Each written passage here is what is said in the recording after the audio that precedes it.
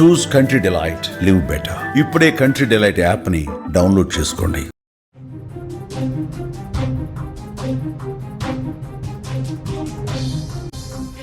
Breaking news చూస్తున్నాం. చిన్నారి హితీక్ష హత్యలో సంచలన విషయాలు బయటకు వస్తున్నాయి. అక్కసుతోనే పిన్ని హత్య చేసినట్టుగా సమాచారం ఉంది. హితీక్ష తల్లి మీద అసూయే హత్యకు కారణం. చిన్నారి తల్లిని బాగా చూసుకుంటూ తనను కుటుంబ సభ్యులు చూసుకోవటం లేదనే అక్కసుతో ఈ హత్య చేసినట్టుగా తెలుస్తోంది. ఆస్తి కోసం హత్య చేసి ఉండొచ్చనే అనుమానం కనిపిస్తోంది.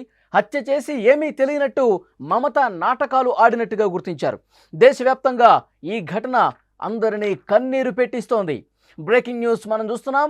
సమాజం అసలు ఎట్టుపోతుందో తెలియటం లేదు. మానవతా విలువలు చచ్చిపోతున్నాయి అనటానికి ఇటీవల జరుగుతున్న ఘోరాలే నిదర్శనంగా కనిపిస్తున్నాయి. జగిత్యాల జిల్లా కోరుట్లలో 5 ఏళ్ల చిన్నారి హితీక్ష హత్య అత్యంత దారుణంగా కనిపిస్తోంది. అభం శుభం తెలియని చిన్నారిని అమ్మ తర్వాత అమ్మగా భావించే పిన్ని కిరాతకంగా చంపేసింది. గొంతులో కత్తి దించి దారుణంగా హతమార్చింది. తల్లి మీద కోపం దేవుడి స్వరూపమైన చిన్నారిపై చూపెట్టింది. ఈ హత్యకు అసలు కారణం ఏంటో తెలుసా? అసూయ, అక్కసు. కేవలం దాంతోనే కుటుంబ సభ్యులు హితీక్ష తల్లిని ఒకవైపు బాగా చూసుకుంటున్నారు. ఆమె మాటకు చాలా విలువిస్తున్నారు. కానీ తన మాటకు అసలు చెల్లుబాటు కావటం లేదనే అక్కసుతో, అసూయతో ఈ దారుణానికి ఒడిగొట్టింది. చిన్నపిల్లలు మాట్లాడితే కళ్ళ ముందు ఆడుకుంటూ తిరిగితే మనసు ఎంతో ఆనందంగా ఉంటుంది. కానీ అట్లా ఆటలాడుతుండగానే పాపను చంపేసి ఏమీ తెలియనట్టు ఏడ్చి తన నటనతో రక్తి కట్టించింది.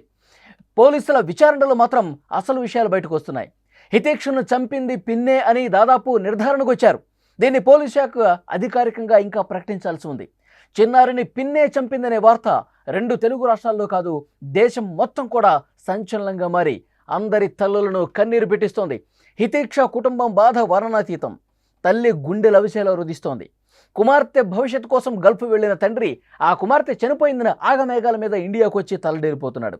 హితీక్ష తాత కూడా గల్ఫ్ నుంచి బోరున విలిపించడం ప్రతి ఒక్కరి గుండెను కూడా ప్రస్తుతం కలిచివేస్తోంది.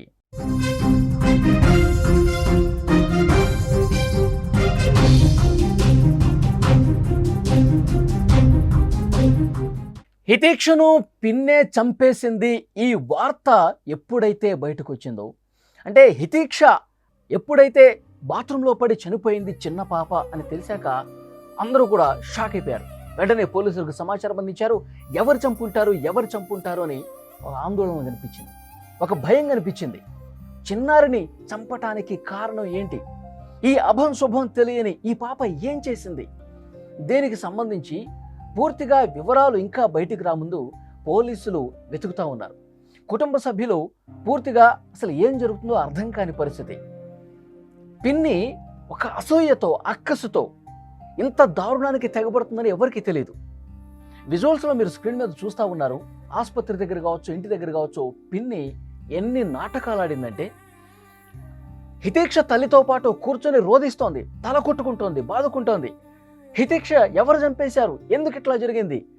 ఎందుకు ఇంత దారుణంగా ప్రవర్తించారు? మా కుటుంబం మీద ఎవరు కక్ష కట్టారు? హితీక్ష వెళ్ళిపోయావా తల్లి? హితీక్ష నిన్ను ఎవరు పూటం పెట్టుకున్నారు అంటూ నాటకాలు ఆడుతూ పెద్ద డ్రామా ప్లే చేస్తూ ఏడుస్తున్నటువంటి పరిస్థితి. స్క్రీన్ మీద బాక్స్లో మీరు చూడొచ్చు ఎంత దారుణంగా ఆమె ప్రవర్తన ఉందనేది, ఎంత నమ్మిస్తుందో చాలా స్పష్టంగా విజువల్స్లో మనకు కనిపిస్తోంది. పోలీసులు కూడా అసలు ఎవరు చంపారో అర్థం కాని పరిస్థితి. అక్కడ సీసీ ఫుటేజ్ చూస్తూ ఉన్నారు, అక్కడ ఎవరు వచ్చిపోయారు ఇవన్నీ చూస్తున్నారు, డాగ్ స్క్వాడ్ వస్తుంది. కానీ కొన్ని గంటల వరకు ఎవరికీ అర్థం కావట్లేదు. చిన్నారి పిన్ని మమత ఎంత నాటకం ఆడిందో, ఎంత డ్రామా ప్లే చేసిందో, ఎంతగా నటించిందో చాలా స్పష్టంగా మీకు విజువల్స్ చూస్తుంటే అర్థమవుతుంది. పోలీసులు ఒక నిర్ధారణకు వచ్చేశారు. పిన్నే చంపేసింది. ఎందుకంటే ఘటన జరిగినటువంటి ఆ పరిస్థితిలో ఎప్పుడైతే చిన్నారిని అతి దారుణంగా కత్తితో పొడిచి చంపిందో ఆ సంఘటన ప్రదేశానికి 5-6 సార్లు వచ్చిపోయినట్టుగా పోలీసులు గుర్తించారు. ఆ తర్వాత మమతకు సంబంధించిన ఫోన్ను స్వాధీనపరుచుకొని అనుమానంతో చూస్తే హత్యకు సంబంధించినవి, హత్య ఏ విధంగా చేస్తారు అన్న వీడియో క్లిప్పులు ఒక 5-6 గుర్తించారు. అందులో ఇక డౌట్ లేదు, మమతే ఈ దారుణానికి పాల్పడిందని పోలీసులు ఒక అంచనాకు వచ్చారు. వెంటనే అదుపులోకి తీసుకున్నారు, ప్రశ్నించారు, దగ్గరలో ఉన్న సీసీ ఫుటేజీలు తీశారు. వీటన్నిటినీ బయటకు తీసి దర్యాప్తు చేసి ఆమెని చాలా సీరియస్గా క్వశ్చన్ చేస్తే తప్పు ఒప్పుకున్నట్టుగా తెలుస్తోంది. ఇది తప్పు కాదు, ఇది పూర్తిగా అసలు నేను కరెక్టే చేశానన్న ఒక భావన ఆమె కళ్ళలో కనిపిస్తోంది. నేను తప్పు చేశాను, ఇంత దారుణంగా చిన్న పాపను పొట్టన పెట్టుకున్నాను, చిన్న పాప నా కూతురు లాంటిది, మమతకి 2 కూతుళ్ళు, నా కూతురు లాంటిది ఈ అమ్మాయి, ఈ పాప హితిక్ష అన్న కనీసం ఆలోచన లేకుండా చాలా అంటే చాలా దారుణంగా కత్తితో గొంతు కోసి చంపేసిందంటే ఈ సమాజం ఎటుపోతుందో అర్థం కావట్లా, మానవ సంబంధాలు ఏమైపోతున్నాయో అర్థం కావట్లా. ఇంకా నేను ఎలాంటి తప్పు చేయలేదన్న భావన ఆమెలో కనిపిస్తుంది. పోలీసులు విచారణ చేస్తుంటే ఏమీ తెలియనట్టు ఒకవైపు డ్రామాలాడుతూ మరొక వైపు నిజాన్ని దాస్తూ కప్పిపుచ్చే ప్రయత్నం చాలాసేపు చేసింది. కానీ ఉన్నటువంటి ఆధారాలు అవన్నీ కూడా పోలీసులు ముందు పెట్టి చాలా అంటే చాలా సీరియస్గా క్వశ్చన్ చేసి భయపెడితే తప్ప అప్పుడు నిజం ఒప్పుకోనట్టుగా తెలుస్తుంది. ఇంకా పోలీసుల నుంచి అధికారిక సమాచారం రాలేదు. మరికొద్దిసేపట్లోనే పోలీసులు మీడియా ముందు నిజాలన్నీ కూడా బయటపెట్టే అవకాశం ఉంది. 2 తెలుగు రాష్ట్రాలే కాదు, దేశం మొత్తం కూడా ఒక్కసారిగా షాక్ గురైన పరిస్థితి. దీనికి రీజన్ ఏంటి? కుటుంబంలో తనకు విలువ ఇవ్వట్లేదు, కుటుంబంలో తనను చిన్న చూపు చూస్తున్నారు, కుటుంబంలో తన మాటకు విలువ లేకుండా పోయింది. ఇది అంటే కుటుంబంలో తన మాటకు విలువ లేదు అని ఒకే ఒక కారణంతో మమత అక్కగా ఉన్నటువంటి నవీన, ఈ హితిక్ష తల్లి, ఆమె మాటకు విలువిస్తున్నారు, అక్కనే అందరూ ఫాలో అవుతున్నారు, అక్క చెప్పిందే వింటున్నారు, అసలు నేను చెప్పింది ఏది కూడా పట్టించుకోవట్లేదు అని ఒకే ఒక కారణంతో నీకు నవీన మీద కోపం ఉంటే నవీనతో గొడవపడు, నీకు నవీన మీద కోపం ఉంటే, నవీన మీద అసూయ ఉంటే ఆమె మీద ఏమన్నా గొడవపడు, లేకపోతే గొడవ చేయి, ఏదైనా చెయ్యి. అంతేగాని ఆమె కూతురు చిన్న పాప, 5 సంవత్సరాల పాపని మాయమాటలు చెప్పి దగ్గరికి పిలిచి నటించి అత్యంత దారుణంగా కత్తితో గొంతు మీద పొడిచి చంపుతావా? వేరే వాళ్ళ ఇంటి బాత్రూంలో పడేసి ఏమీ తెలియనట్టు మళ్ళీ ఇంటికి వచ్చి ఈ ఏడుపులు పెడబొబ్బులు, అసలు ఏం జరుగుతుంది? ఈ సమాజంలో అసలు విలువలు ఉన్నాయా? కుటుంబ విలువలు ఉన్నాయా? ఏం అర్థం కాని పరిస్థితి. మమత భర్త అలాగే నవీన భర్త ఇద్దరు కూడా గల్ఫ్లో ఉంటారు. వీళ్ళ మామ కూడా గల్ఫ్లోనే ఉంటాడు.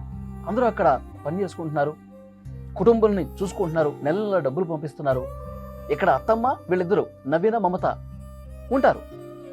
కానీ కుటుంబంలో తన మాటకు విలువ లేదు, కుటుంబంలో నేను అసలు నన్ను ఎవరూ పట్టించుకోరు, నేనేం చెప్పినా వినరు, కేవలం నవీన చెప్పిందే వింటారు. ఇలాంటి ఆలోచనలతో, ఇలాంటి సైకో మనస్తత్వంతో చిన్న పాపను చంపడం ఏంటి? అభం శుభం తెలియని ఒక అమాయకురాల్ని పట్టణ పెట్టుకోవటం ఏంటి? పాప ఇంకా పిన్ని ప్రేమగా పిలుస్తుంది, పిన్ని ప్రేమగా మాట్లాడుతుంది, పిన్నితోనే ఉంటాను కాసేపు, నేను పిన్ని దగ్గరే ఆడుకుంటాను అని చెప్పినటువంటి ఆ పాప పిన్ని ఇంత దారుణానికి తెగబడుతుంది, కత్తి తీసుకొని గొంతులో కసా పొడిచేసి చంపేస్తుందని చెప్పి ఆ పాపకి ఏం తెలుసు? అమాయకురాలు. ముందుగా గొంతు మీద చేయి పెట్టి నొక్కి, తర్వాత తను వెంట తెచ్చుకున్నటువంటి కత్తితో పొడిచి కొన ఊపిరితో ఉన్న ఆ చిన్న పాపని ఇంకా దారుణంగా ఇంకో 2 పోట్లు కత్తితో పొడిచి చనిపోయిందని నిర్ధారించుకున్న తర్వాత బాత్రూంలో పడేసి, అది కూడా ఎవరికీ అనుమానం రాకుండా పక్కింట్లో, అతను ఎక్కడో వేరే ఊళ్ళో ఉన్నాడట.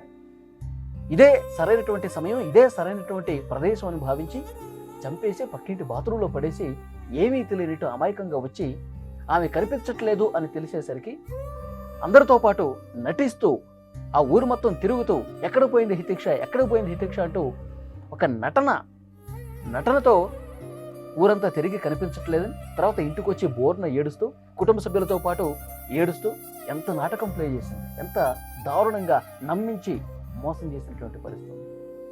నీకు పెద్దవాళ్ళతో గొడవ ఉంటే వాళ్ళతో గొడవపడు, వాళ్ళని ప్రశ్నించు, వాళ్ళతో ఎదురు తిరుగు. అంతేగాని చిన్న పాప, అసలు ఏమీ తెలియని పాప మీద ఇలా అసూయతో, ద్వేషంతో, అక్కసుతో చిన్న పాపలను చంపేస్తున్నటువంటి పరిస్థితి అంటే అసలు ఎవ్వరూ కూడా దీన్ని అసలు నమ్మలేకపోయారు. ఫస్ట్ పిన్నే చంపిందంటే చిన్న పాపని. పోలీసులు ఆధారాలు కూడా సంపాదించారు, అన్నీ కూడా బయటపెట్టారు. తను వాడినటువంటి కత్తి పాపను చంపిన తర్వాత ఎక్కడ పడేసింది, ఈ ఆధారాలన్నీ కూడా పోలీసులు సేకరించారు.